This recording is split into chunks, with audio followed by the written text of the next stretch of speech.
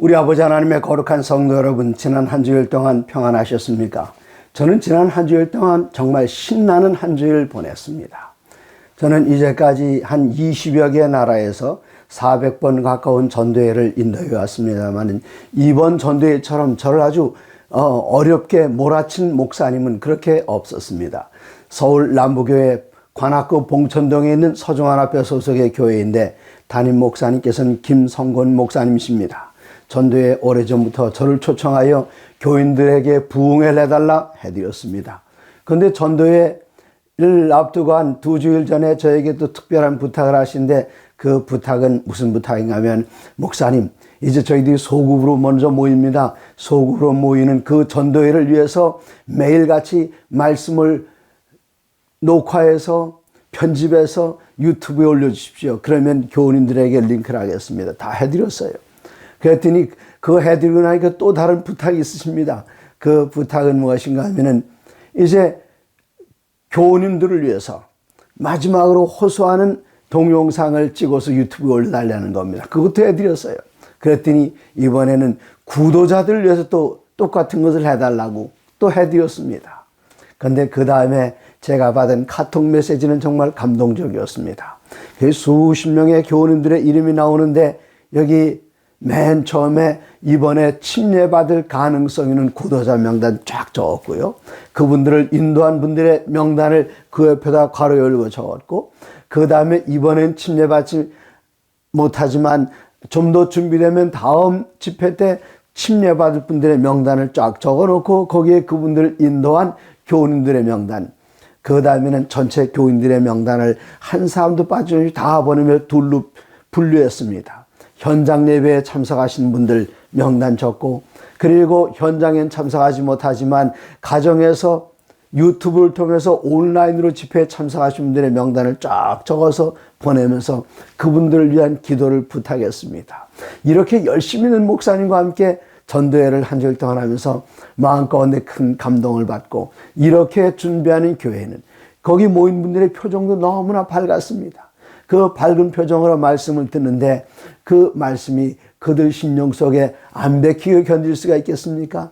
그뿐이 아니라 서중환합회는 1년 동안 청년들이 자기 자신을 주님의 사역에 바치기 위해서 학교를 떠나고 직장을 떠난 청년인데, 그 청년들을 콤파스 선교사라고 이야기합니다. 서중환합회의 지도 목사이신 송정욱 목사님 네 분께서 일주일 동안 콤파스 대원 10명을 데리고 와서 이 전도 집회를 위해서 수고하며 봉사할 때에 정말 하나님의 거룩한 영이 충만한 집회였습니다. 지난 안식일날 마치면서 침례식에 7분이 침례를 받았습니다.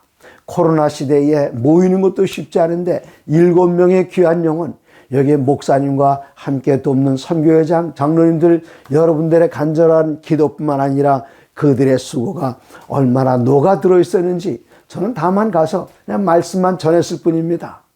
모든 준비는 이 교회에 여러 성도님들께서 목사님의 지도 아래 우리 주님께서 영혼을 찾기 위하여 애쓰시고 간절한 심령으로 바라시는 그 주님의 도우심으로 7분의 영혼들을 하나님께 코로나 시대에 드렸다는 것, 이것은 보통 감사한 일이 아닙니다. 올 한 해 동안 이제까지 앞으로 저는 3번의 전도회가 더 남아 있습니다만은 4번의 전도회를 인도하면서 64분의 귀한 영혼들을 하나님께 침례로서 드릴 수 있었습니다. 이제 남은 전도회에도 우리 하나님의 거룩하신 영께서 함께 하셔서 더 풍성한 결실을 거둘 수 있도록 우리 주님께서 도우시기를 간절히 바랍니다. 이번 한 기 동안 우리들은 이 신명기 속에 나타난 현대 진리를 함께 공부하고 있습니다. 오늘은 그 5번째 시간으로 내 문 안에 유하는 나그네라는 제목으로 말씀을 드리겠습니다. 어느 날 예수님께서 가르치실 때에 예수님께 정말 잘 가르치시고 사람들의 질문에 대하여 대답을 탁월하게 하시는 걸 보고 감동을 받은 서기관 한 사람이 손들고, 저 질문이 있습니다. 그 질문이 무엇이었는가 하면은 마가복음 12장 28절에 서기관 중 한 사람이 그들이 변론하는 것을 듣고 예수께서 잘 대답하신 줄 알고 나와 묻되 모든 계명 중에 첫째가 무슨 계명입니까? 이때 예수님께서는 대답하십니다. 첫째가는 계명 29절입니다. 예수께서 대답하시되 첫째는 이것이니 이스라엘아 들으라 주 곧 우리 하나님은 유일한 주시라. 단 하나밖에 없는 주시다. 그럼 어떻게 되는가? 30절에 내 마음을 다하고 목숨을 다하고 뜻을 다하고 힘을 다하여 주 너희 하나님을 사랑하라 하신 것이요. 이게 첫째가는 계명입니다. 그러면 예수님께서는 두 번째가는 계명, 하나님을 사랑하는 것, 그 다음에 이어서 두 번째가는 계명을 말씀하시는데 31절 둘째는 이것이니 내 이웃을 내 자신과 같이 사랑하시라 하신 것이라. 이보다 더 큰 계명이 없느니라. 이 계명을 십계명을 둘로 나눈 것입니다. 첫째부터 네 번째 계명은 우리들의 모든 전신의 힘을 다해서 하나님을 사랑하는 것이요. 두 번째 계명은 내 이웃을 내 몸같이 사랑하라. 다섯 번째부터 열 번째 계명을 한마디로 줄인 것. 내 이웃을 내 몸같이 사랑하라.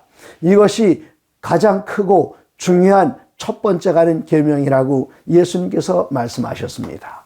우리들은 지난 시간에는 주 너희 하나님 여호와를 사랑하라는 제목으로 말씀을 드렸습니다마는 오늘은 내 문 안에 유하는 나그네, 그들도 존중받아야 되고 사랑받아야 할 가치가 있다는 것, 하나님 앞에 나 평등하다는 것을 이번 주에는 함께 공부하시게 됩니다. 신명기로 이젠 되돌아가서 신명기 10장 1절에 보시면 모세가 십계명을 다시 받는 장면이 나옵니다. 모세가 십계명을 받아가지고 내려왔을 때 저 백성들 가운데 아주 요란한 소리가 들려서 무슨 소리인가 들어봤더니 이것은 전쟁하는 소리도 아니고 그들이 그냥 날뛰는 소리였는데 가까이 가서 보니까 아론을 비롯해서 여기 이스라엘 백성들이 40일 동안 모세가 산에 올라가서 감감무소식이니까 그들 마음 가운데 하나님을 믿는 그 두려움은 그 하나님 믿는 거기서 그들이 떠나서 혼자라는 두려움을 느꼈습니다. 그때에도 밤마다 그들과 함께 불기둥이 있었고 그때에도 낮 시간에는 구름 기둥이 있어서 항상 하나님의 임재하심을 체험하고 그때도 하늘에서 내리는 만나를 먹었는데 그들이 모세가 40일 동안 안 보인다고 그들은 우상을 만들었습니다. 금송아지를 만들어서 거기에 절하고 이제 다시 이 금송아지를 앞세우고 이 금송아지는 애굽의 신이 이 금송아지를 앞세우고 저 애굽으로 돌아가자는 그 모습, 그들이 소란한 그 모습을 보고 하나님과의 이스라엘 백성들의 언약은 깨졌습니다. 그러므로 모세는 분노하여 그 의분을 참지 못하고 하나님께로부터 받은 그 십계명의 두 돌비를 깨뜨렸습니다. 우리들이 볼 때는 이런 행동이 잘못된 행동처럼 보였지만 하나님께서는 그의 하나님을 향한 그 의분, 이것을 표현했던 모세에 대하여 한마디도 책망하지 않으셨습니다. 하나님과 이스라엘 백성들의 언약 관계는 깨졌지만 하나님께서는 여전히 그들을 사랑하셔서 모세야, 첫 번째 십계명은 내가 준비한 돌비에 내가 썼지만 이번에는 내가 돌판을 2개를 준비해 가지고 올라와라. 내가 다시 쓰겠다. 그리고 조각목으로 이 돌비석 법을 하나님의 법인 십계명을 담는 그 궤를 만들어 가지고 오라 말씀하셔서 이제 그는 다시 신의 산에 올라가서 하나님과 시간을 보낸 후에 하나님께서 주시는 그 십계명의 돌비를 가지고 내려왔습니다. 그게 신명기 10장 1절부터 나오는 말씀입니다. 이제 이 말씀을 지나서 그 다음에 두 번째 계명에 대해서 하나님께서는 말씀하십니다. 14절입니다. 하늘과 모든 하늘의 하늘과 땅과 그의 만물은 본래 네 하나님 여호와께 속한 것이로되, 이렇게 말씀하시면서 우리 하나님께서는 여호와께서 오직 내 조상들을 기뻐하시고 그들을 사랑하사 그들의 후손인 너희를 만민 중에서 택하여 오늘과 택하셨음이 오늘과 같으니라. 그러므로 어떻게 될까요? 그러므로 너희는 마음에 할례를 행하고 다시는 목을 곧게 하지 말라. 내가 한 번은 이 십계명을 주었다. 그런 너희들이 내 언약을 어겼다. 모세는 십계명을 깨뜨렸다. 너희 몸에다만 할례 받는 것, 그것 말고 이제는 마음 가운데 할례를 받고 하나님을 진정으로 사랑하고 하나님께서 너에게 주신 그 계명 안에 거하라. 마음의 할례를 받아라. 정신 똑바로 차려라. 그렇게 말씀하시고 이어서 하나님께서는 말씀하십니다. 네, 그 앞에 있는 말씀 먼저 보겠습니다. 12절에 이스라엘아 내 하나님 여호와께서 내게 요구하시는 것이 무엇이냐? 듣고 싶으시죠? 하나님께서 우리에게 요구하시는 게 뭡니까? 곧 너희 하나님 여호와를 경외하며 그의 모든 도를 행하고 그를 사랑하고 마음을 다하고 뜻을 다하여 내 하나님 여호와를 섬기고 내가 오늘날 내 행복을 위하여 내게 명하는 여호와의 명령과 규례를 지킬 것이 아니냐. 하나님께서 우리에게 요구하시는 것, 그것은 하나님을 사랑하고 하나님께서 우리에게 주신 율법과 계명과 규례를 지키는 것인데, 그것은 어떤 것인가 하면은, 왜 주셨는가 하면은 여기 분명하게 말씀하시기를 신명기 10장 13절에 내가 오늘 내 행복을 위하여 내게 명하는, 하나님께서 우리에게 주신 그 계명은 우리를 압박하고 속박하고 묶어매기 위한 그런 것이 아니라 우리의 행복을 위해서 하나님께서 우리에게 주시는 계명이라 이야기했습니다. 하나님께 주시는 이 계명을 지키는 것, 바로 그것이 하나님께서 우리에게 요구하시는 것이 아니냐. 하나님께서는 그렇게 반문하십니다. 그리고는 하나님이 어떤 분이신가? 여기 17절에 보시면 너희 하나님 여호와는 신 가운데 신이시며 주 가운데 주시요 크고 능하시며 두려우신 하나님이시라. 이런 하나님, 이제 이스라엘 백성들은 애굽에서 400년 이상 살면서 전 세계에서 가장 강한 군대, 애굽 군대를 봤습니다. 그리고 애굽 사람들의 통치 아래 있었습니다. 그러는 동안 애굽의 신들이 온 세상에서 가장 위대한 신이라는 교육을 애굽 사람들로부터 받았습니다. 그래서 애굽 신들을 보면 그 앞에서 껌뻑 주워서 어쩔 줄 몰라 했는데, 하나님께서 이스라엘 백성들을 인도하실 때에 표적과 기사와 강한 손과 표신팔로 이스라엘 백성들을 인도하시는 그 모습을 보면서, 여기 하나님께서 지금 하신 말씀, 여호와 하나님은 신들의 신이시고 모든 신들 가운데 신이고, 다른 것들은 사실 신들도 아닙니다. 파리가 무슨 신입니까? 메뚜기가 무슨 신입니까? 또 송아지가 무슨 신입니까? 나일강이 무슨 신입니까? 사람들이 신으로 섬긴 게 다 아무것도 아닙니다. 그 모든 사람들이 신들이라고 일컫는 것들 위에 뛰어나신 우리 하나님, 그 하나님께서는 어떤 하나님이신가? 이렇게 신 가운데 신이시며 주 가운데 주시요 크고 능하시고 두려우신 하나님, 이런 하나님은 사람을 외모로 보지 아니하시고 뇌물을 받지 아니하시고 사람을 외모로 취급하지 않으십니다. 너는 유대인, 너는 이방인, 너는 이스라엘 사람, 너는 타국인, 너는 아브라함의 자손, 너는 비아브라함의 자손, 하나님께서는 그 외모로 보지 아니하시고, 하나님께서는 누구를 사랑하시는가 하면 이렇게 모든 신들 가운데 신 위대하신 하나님께서는 18절에 고아와 과부를 위하여 정의를 행하시며 나그네를 사랑하여 그에게 떡과 옷을 주시나니 너희는 나그네를 사랑하라. 첫 번째는 뭐라 그랬죠? 하나님을 사랑하라. 이번에는 너희들 가운데는 약자를 사랑하라, 고아를 사랑하라, 과부를 사랑하라. 심지어 같은 이스라엘 백성들이 아닌, 아브라함의 자손들이 아닌 너희들 가운데 와 있는 나그네를 사랑하라. 그렇게 말씀하십니다. 하나님께서는 선택받은 이스라엘 백성들만 사랑하시는 것, 그게 아닙니다. 또한 그 가운데 있는 이방인들도 하나님께서는 똑같이 사랑하시는데, 왜 똑같이 사랑하는가? 이스라엘 백성이나 이방인이나 아브라함의 자손이나 아니거나 다 누구의 형상대로 지음 받았는가 하면은, 하나님께서 보시기에는 하나님께서 똑같이 하나님의 형상과 하나님의 모양대로 지으시고 그들을 위하여 독생자 예수 그리스도를 후일에 주실 그런 귀한 백성들이기 때문에, 하나님께서는 택한 이스라엘 백성들, 그 가운데 있는 나그네들, 우리 하나님께서는 똑같이 관심을 가지면서 사회적인 그 약자들을 돌보고 계십니다. 우리 한국 교회 가운데 오남 교회에는 그 안에 인도인 교회가 있습니다. 그분들을 잘 돌보는 오남 교회 성도님들 감사합니다. 그리고 안산에 가면은 다문화 가족센터가 있습니다. 여러 나라에서 모여온 노동자들도 있고, 어떤 분들은 오랫동안 열심히 일했는데 그 임금을 떼인 사람들도 있고, 불법 체류하느라고 쫓겨다닌 사람들도 있고, 그런 사람들을 보호하는 안산 다문화 센터는 우리들에게 정말 자랑거리고 하나님 앞에 영광이 되는, 여기 오남에 있는 우리 인도인 교회, 그리고 안산에는 다문화 가족센터, 여러분 이런 일들이 우리 대한민국에는 지금 100만 명이 넘는 외국인들이 와서 100만 명, 200만 명 아마 더 될 겁니다. 제가 몇 해 전에 본 숫자가 그러니까요. 지금 훨씬 더 많을 겁니다. 많은 외국인들이 와 있습니다. 특별히 결혼하기 힘든 그런 분들을 위해서 외국에서 한국에 시집 와가지고 언어가 다르고 문화가 다르고 음식이 다른 그곳에 와서 정말 한국인 남편과 살면서 귀한 자녀를 낳아서 이 민족의 대를 이어가는 그런 여인들이 있습니다. 그런 분들을 볼 때에 그들의 색깔이 우리와 다르다고 그래서 우리 그들을 폄하해도 안 되고 멀리해도 안 되고 그들을 대해서 이야기할 때는 존중하는 태도로 이야기를 해야 됩니다.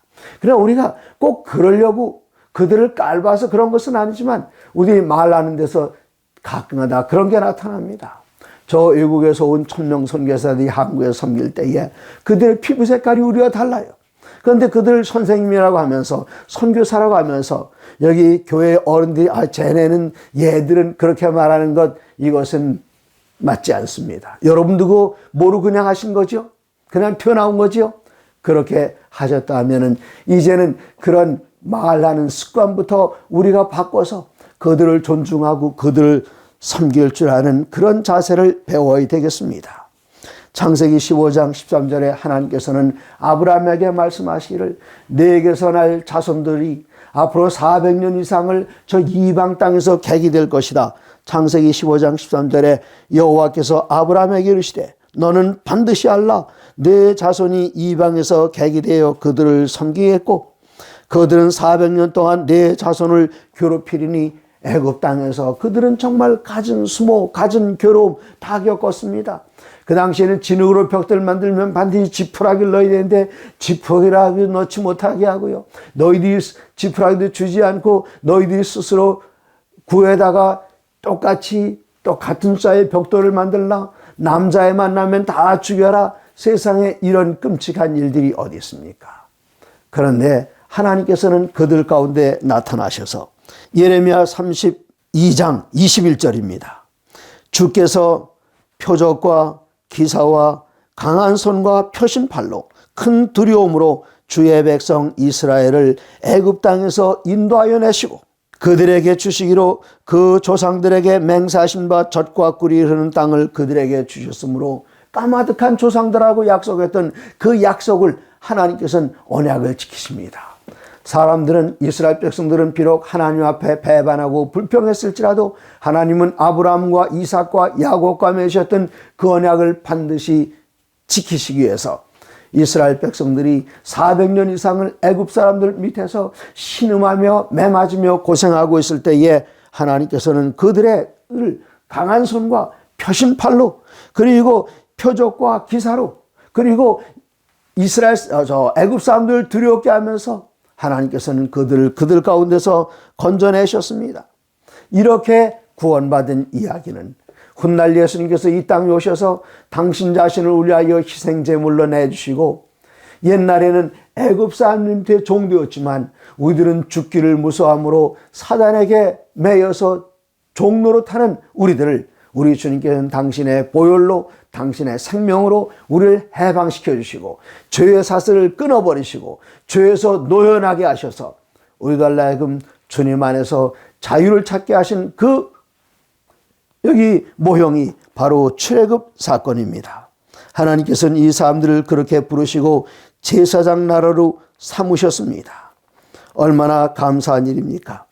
이제 신명기 1장 16절에 보시면은 우리 하나님께서는 당신의 사랑과 공의를 잘 표현해서 나타내 보여주십니다. 마태복음 7장 12절을 보시겠습니다.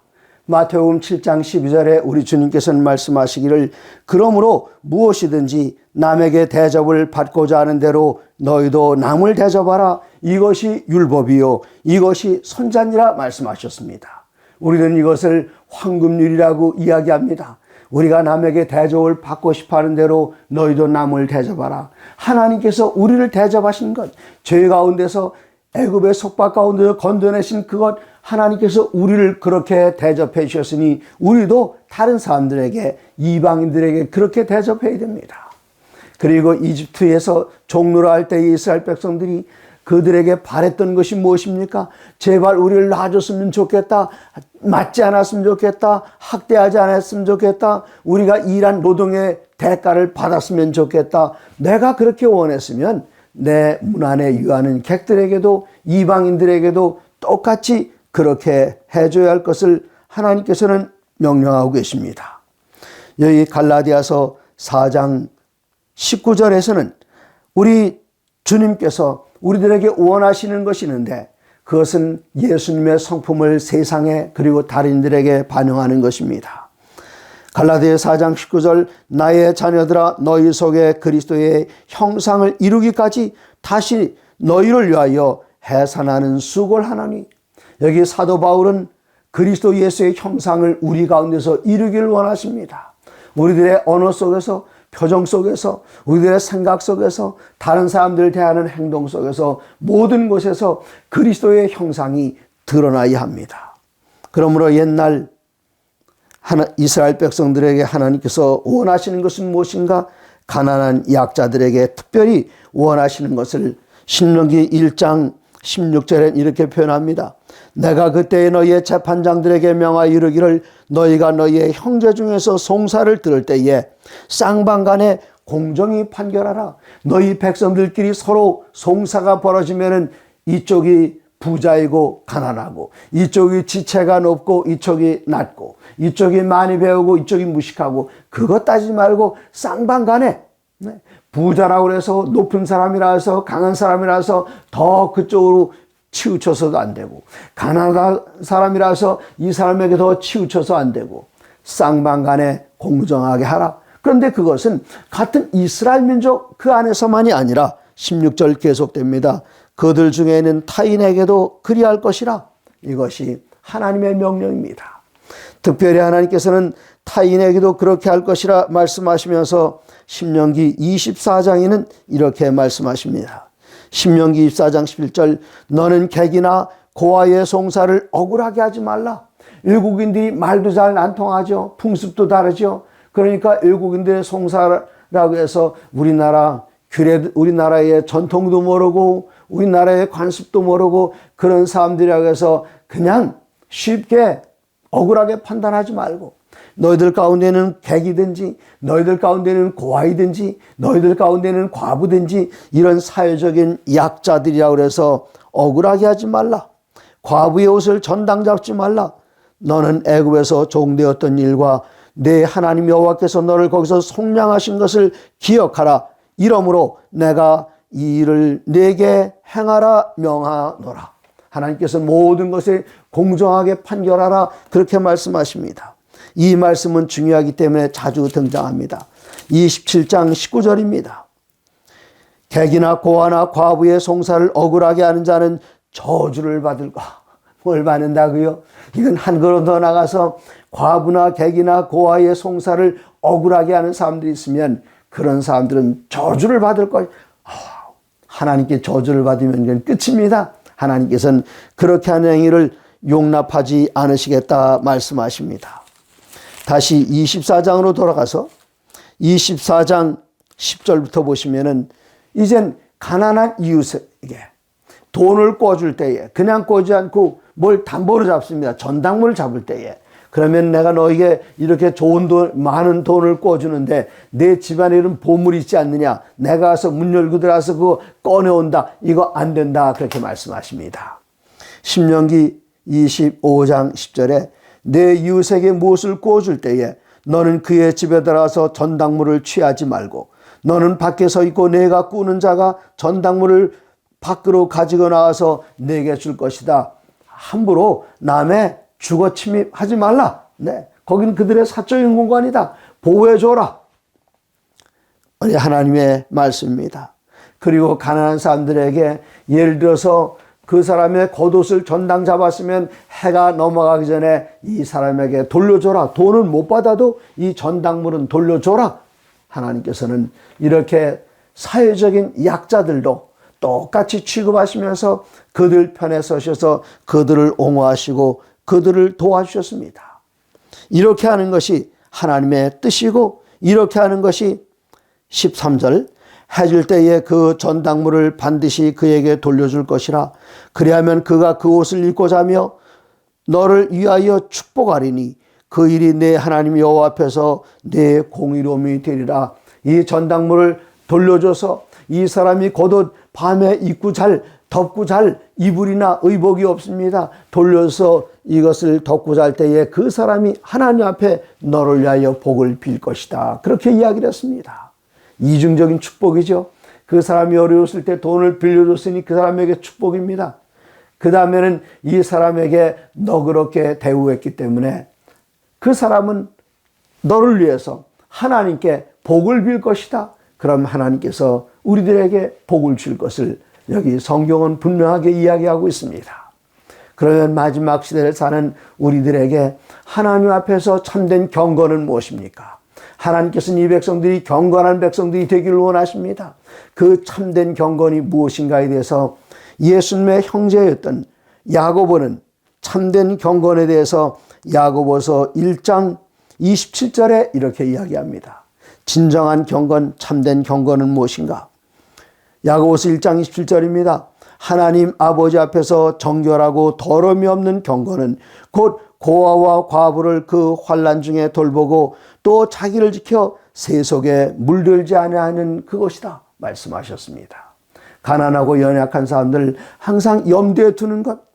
예수님께서는 마태복음 24장에서 재림의 징조를 다 말씀하시고, 그럼 우리들이 어떻게 재림을 위하여 준비하는가? 재림 직전에 사는 사람들은 어떻게 살 것인가? 그것을 마태복음 25장에서 세 가지 이야기를 들으면서 말씀해 주셨습니다. 마태복음 24장 재림의 징조로 가득 찬 장입니다. 바로 그 다음 장이 예수님께서 말씀하시는 첫 번째가 열 처녀의 비유입니다. 열 처녀의 비유, 기름을 준비해라, 깨어 있으라. 그 다음에 두 번째는 달란트의 비유입니다. 달란트, 주인이 떠나가면서 한 달란트, 두 달란트, 다섯 달란트를 주고 돌아왔을 때에 그 달란트를 활용해서 주인에게, 이웃에게 어떻게 유익했는가를 살펴봅니다. 그리고 마지막으로 우리 주님께서는 31절에 이렇게 말씀하십니다. 마태복음 25장 31절, 인자가 자기 영광으로 모든 천사와 함께 올 때에 자기 영광의 보좌에 앉으리니 모든 사람을 그 앞에 모으고 각각 구분하기를 목자가 양과 염소를 구분하는 것처럼 서로 구분해 놓겠다. 어떻게 구분해 놓는 것인가? 여기 뭐 양은 좋고 염소는 나쁘고 그런 얘기는 아닙니다. 목자들이 이렇게 둘로 나누는 것처럼 우리 주님께서 오실 때 둘로 나누는데, 그 둘로 나눈 그 기준이 무엇인가? 여기 33절에 그 오른편, 양은 그 오른편에 염소는 왼편에 둬라. 그때에 임금이 그 오른편에 있는 자들에게 이르기를 내 아버지께 복받은 자들이여, 나와 창세로부터 너희를 위하여 예비된 나라를 상속하라. 내가 줄을 때에 너희가 먹을 것을 주었고, 목마를 때에 마시게 하였고, 나그네 되었을 때 영접하였고, 헐벗을 때에 옷을 입혔고, 병들었을 때에 돌보았고, 옥에 갇혔을 때 와서 보았느니라. 그랬더니 그인들이 와서 언제 제가 주님께 물 드렸고, 언제 양식 드렸고, 언제 옷을 드리고, 언제 옥에 갇히셨으며 그랬습니까? 저희 전혀 기억 안 나는데요. 이러고 있을 때에 예수님께서는, 여기 그 주인은 임금은 말하기를 이렇게 말합니다. 이에 의인들이 대답하여 이르되 주여, 우리가 어느 때에 주께서 줄인 것을 보고 음식을 대접했으며 목마른 것을 보고 마시게 하였나이까? 어느 때에 나그네 되신 것을 보고 영접하였으며 헐벗은 것을 보고 옷 입혔나이까? 어느 때에 병드신 것이나 옥에 갇힌 것을 보고 가서 배웠나이까? 하리니 임금이 대답하여 이르시되 내가 진실로 너희에게 이르노니 너희가 여기 내 형제 중 지극히 작은 자 하나에게 한 것이 곧 내게 한 것이니라. 그런데 이쪽에는 사람들에게 또 이야기하십니다. 나를 돌보지 않았다. 언제 저희들이 안 돌봤나요? 여기 지극히 작은 자들 하나에게 하지 않은 것이 곧 내게 하지 않은 것이다. 예수님께서는 그렇게 말씀하십니다. 우리 주위에 우리의 손을 필요로 하는 사람들이 얼마나 많이 있습니까? 참으로 많이 있습니다. 독거노인들이 있습니다. 소년소녀 가장이 있습니다. 그들이 여기에 왜 있는 것입니까? 하나님께서는 하나님께로부터 받은 그 넉넉한 사랑, 그 크신 은혜를 그 사람들에게 나눠주게 하시려고 예수님의 성품을 실천하는 것을 연습하게 하시려고 그들은 항상 우리 가운데 있습니다. 예수님 오실 때까지 가난한 자들이 그치지 않는 이유가 그것입니다. 오늘날 팬데믹 때문에 많은 사람들이 고민하고 어려워하고 있습니다. 이때 이 팬데믹을 안전하게 잘 지나가는 방법에 대해서 이사야서 58장에는 또 이렇게 기록하고 있습니다. 이사야 58장 내가 기뻐하는 금식은 흉악의 결박을 풀어주며 멍에의 줄을 끌어주며 압제당하는 자를 자유하게 하며 모든 멍에를 꺾는 것이 아니겠느냐. 또 줄인 자에게 내 양식을 나눠주며 유리하는 빈민을 집에 들이며 헐벗은 자를 보면 입히며 내 고륙을 피하여 숨지 아니하는 것이 아니겠느냐. 그러면 어떻게 되겠는가? 그러면 8절에 그리하면 내 빛이 새벽같이 비칠 것이며 내 치료가 급속할 것이며 내 공의가 내 앞에 행하고 여호와의 영광이 내 위에 호리하리니 네가 부를 때에는 나 여호와가 응답하겠고 네가 부르실 때에는 내가 여기 있다 하리라. 이 마지막 때에 하나님께서는 특별히 우리 주님 재림하시기 직전에 그 여자의 남은 자손들이 하나님을 사랑하는 것 거기서 그치지 말고 이웃을 사랑하는 그 아름다운 덕을 통해서 하나님의 영광을 드러내는 것을 그 여자의 남은 자손들에게 요구하고 계십니다. 그것이 바로 신명기 속에 나타난 현대 진리입니다. 우리를 향한 호소입니다. 사랑하는 여러분, 하나님의 모든 말씀으로 사시기 바랍니다.